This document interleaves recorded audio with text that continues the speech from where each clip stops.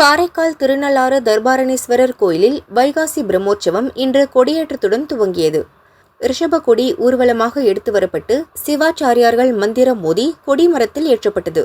விழாவின் முக்கிய நிகழ்ச்சியாக அடியார்கள் 4 புஷ்ப பல்லாக்கு வரும் 30ஆம் தேதி நடக்கிறது. பஞ்சமூர்த்தி ரிஷப வாகனத்தில் வீதி உலா ஜூன் 4ஆம் தேதியும், தேரோட்டம் ஜூன் 6ஆம் தேதியும் நடக்கிறது. 7ஆம் தேதி சனி பகவான் தங்க காக்கை வாகனத்தில் வீதி உலா எழுந்தருள்வார்.